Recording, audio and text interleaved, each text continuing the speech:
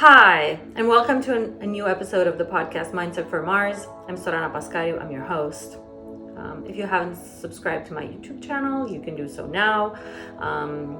Click below, and you can also follow me on social media. And today I'm going to talk about authenticity. I think nowadays it's one of the biggest compliments somebody can give you. Oh my God, you are so authentic. And the reason why authenticity is so amazing and it makes people feel so good is because it gives others permission to be authentic as well. You know, when you're in a space where you are giving yourself permission to be 100% who you are, then you're literally radiating out this safe space for everybody else to be allowed to do so as well. So how can you cultivate authenticity in yourself? Where, as I said, it begins with permissions, and it begins with the relationship that you have with yourself. If you've followed me before, then you know that I talk about self-love and I talk about the relationship with ourselves quite a bit, because that's where our relationship with the world originates. That's the space from which we create how we actually relate to the world. So in order to cultivate authenticity, first of all, you have to create a safe space, you with yourself, where you allow whatever is to just be present. You know, you allow yourself to feel whatever you're feeling. There is no judgment on your part on whatever it is that you're feeling. You are allowing yourself to feel whatever you're feeling, to want whatever you want, to have all the interests, all the things that matter to you. You're allowing them exactly as they are. There is no judgment, there's no shaming, there's no guilt. And I'm saying this because a lot of times we are our biggest critics and we are the biggest censors. You know, there's a lot of censorship within ourselves about what we should be feeling, what we should be wanting, how we should be behaving, and what persona we want to put out into the world. And in order to create something that feels as good as possible, we have to allow all of this to be. And because there's been so much programming from society, this is what you should look like, this is what you should sound like. We even sometimes police the way our voice sounds. You know, we model our voice on whatever we think an attractive voice should sound like. And, you know, numerous things. I mean, from how we think we should respond to other people when they're engaging with us, to what we think we should want in terms of how our life should look like. You know, those are all little all of these areas of life, and all of these little things, well, some little and some big, are determining how we feel, how it feels to be us, how it feels to live inside our body, to inhabit our life. And the more we allow ourselves to really listen to the voice from within, and to really just have everything that is truly there, be present, the more we're going to appear authentic to others. You know, it's not something, obviously authenticity is not something you can strive for. Oh my God, I'm going to try to be so authentic, because the more you try to be, the more you're going to be perceived as not that. So it really is it's a very deep and gradual process of just becoming at peace with ourselves and really owning everything about ourselves, everything that we really are.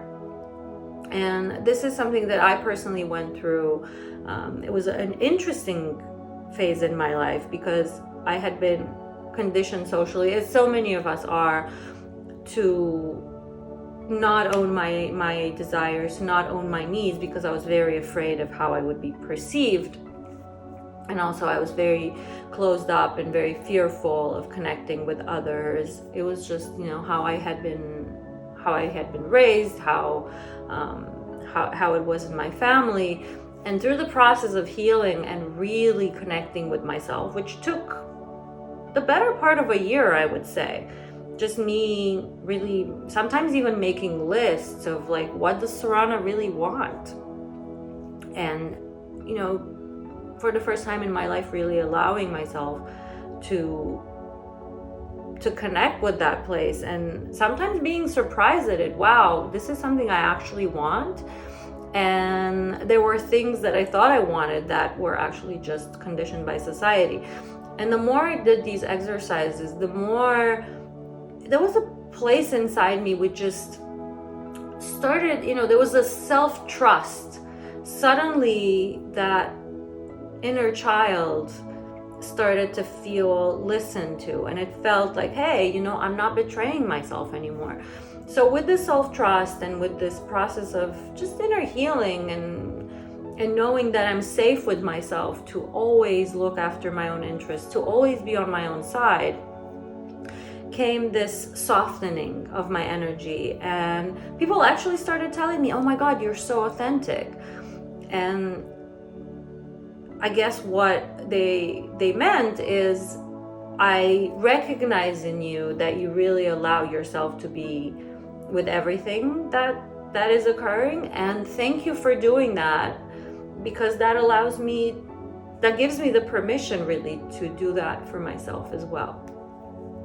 And it's something that now I cultivate with more awareness. I guess the first time, when that was happening and people were telling me you're authentic, it was surprising at first, because I had never been called that. And before, I was always the she has a stick up her ass girl. That's kind of how people saw me. So the transition was actually really dramatic for me. And now I cultivate it with a lot of intention and awareness. I'm always looking within to see, like, am I really allowing myself to be everything that I want to be and that I am, so that, and knowing that this gives permission to others as well. And in some of the classes that I teach, it's something that really helps people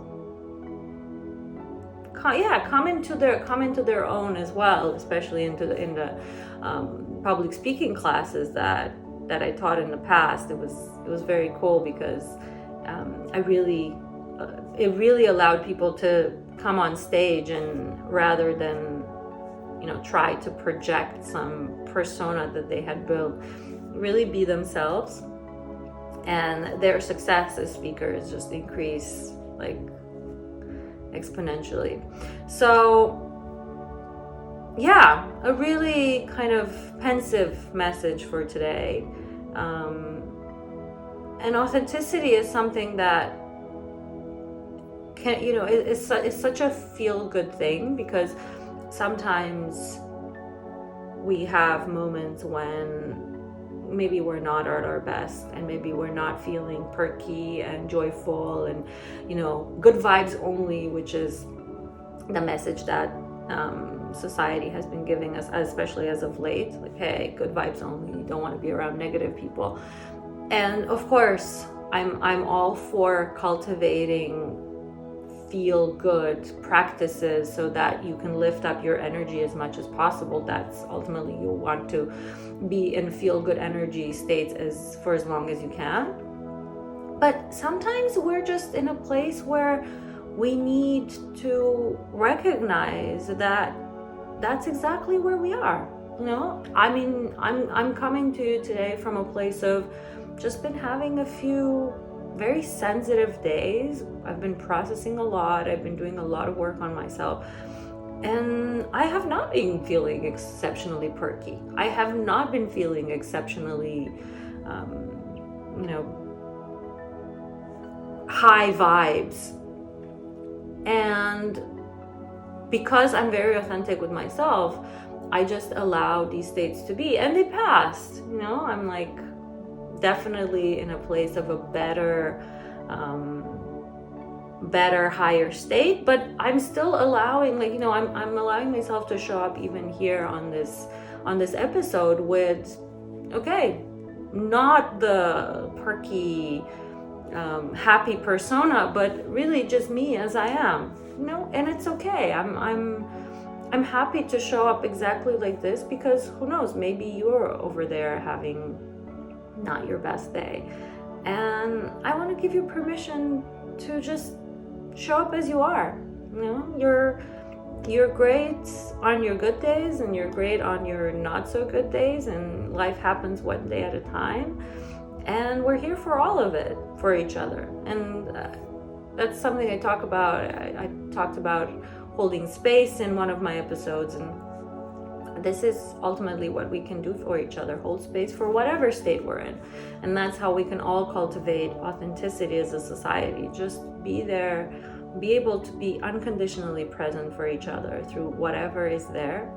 And I think if we were able to do this even 20% of the time, the world would look very differently. Okay, this is my wisdom for the day. I hope you connected with it. Always happy to receive feedback or comments on all of my episodes.